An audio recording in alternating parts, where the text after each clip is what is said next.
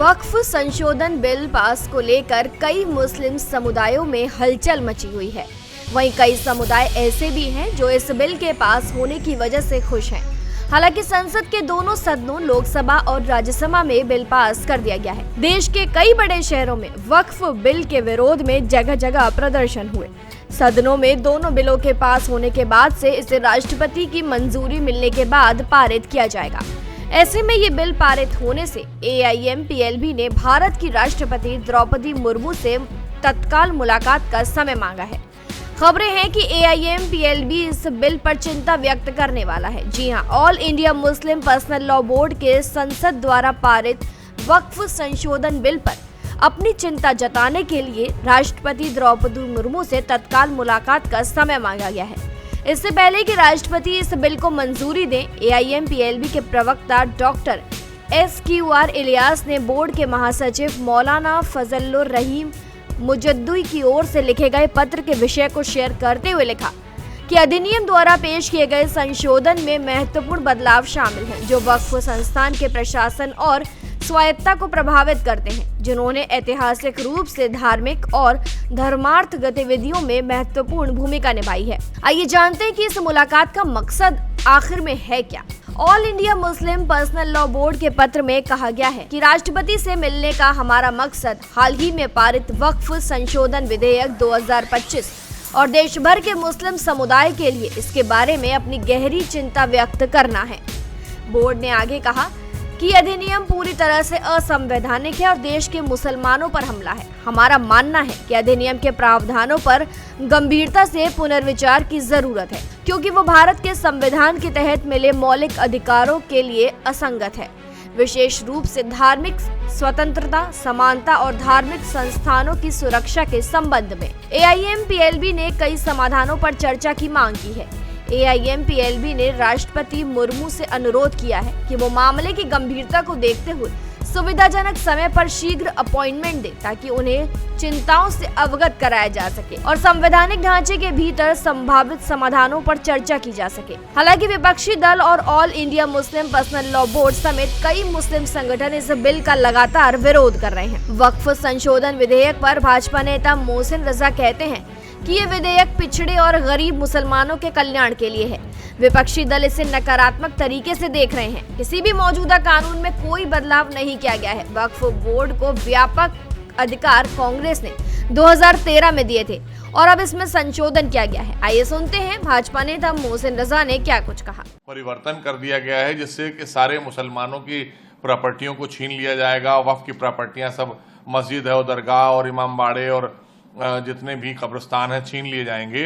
पुराने किसी भी कानून में कोई भी छेड़छाड़ नहीं की गई है।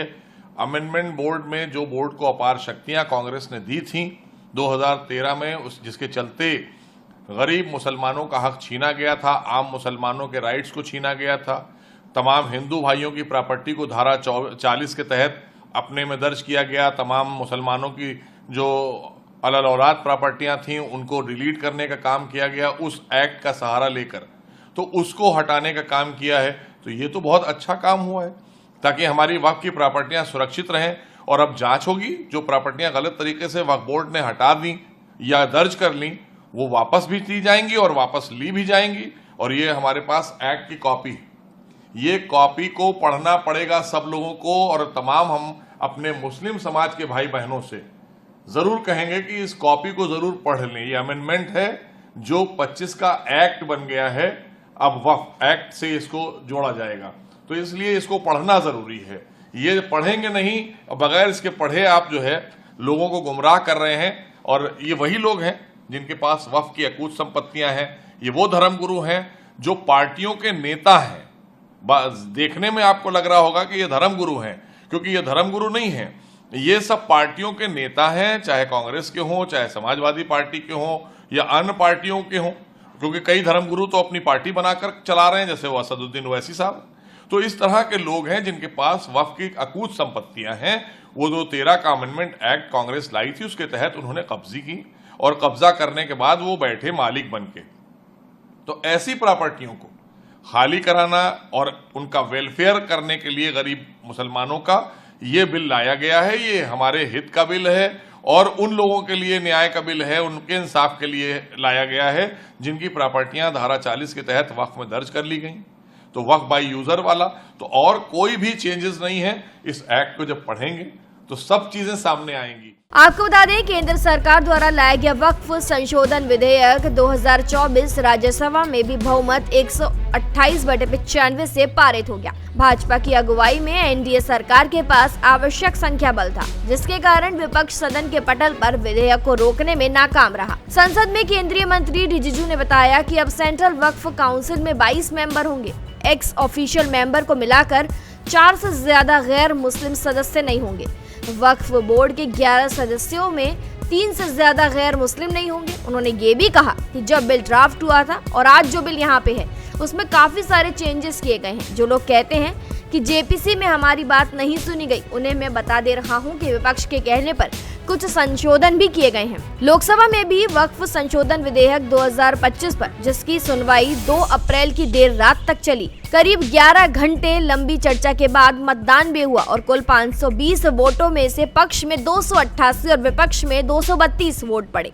कई विपक्षी नेताओं द्वारा पेश किए गए संशोधनों को पूरी तरह से खारिज किया गया। वक्फ संशोधन विधेयक पर चर्चा के दौरान केंद्रीय अल्पसंख्यक मामलों के मंत्री किरेन रिजिजू ने स्पष्ट किया कि इस बिल का उद्देश्य मस्जिदों के प्रबंधन या धार्मिक क्रियाकलापों में कोई भी हस्तक्षेप करना नहीं है। उन्होंने ये भी कहा कि सरकार ने सेंट्रल वक्फ बोर्ड में कम से कम 2 महिलाओं और राज्य वक्फ बोर्ड में 1 महिला सदस्य की नियुक्ति का प्रावधान किया है। आइए जानते हैं कि विधेयक में क्या प्रमुख बदलाव किए गए हैं। अब केवल 5 वर्षों तक इस्लाम धर्म का पालन करने वाला ही वक्फ को संपत्ति दान कर सकेगा। दान की जाने वाली संपत्ति पर विवाद की स्थिति में जांच के बाद ही अंतिम निर्णय होगा।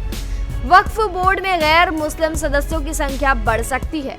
लोकसभा और राज्यसभा दोनों में पारित होने के बाद विधेयक अब राष्ट्रपति की मंजूरी के लिए भेजा जाएगा। इसके बाद ये कानून बन जाएगा और देश भर में लागू होगा। लेकिन इससे पहले AIMPLB ने ये उम्मीद जताई है और राष्ट्रपति द्रौपदी मुर्मू से मिलने का समय मांगा है ताकि वो विधेयक पर कुछ जरूरी चर्चा कर सके। फिलहाल जानकारी में इतना ही।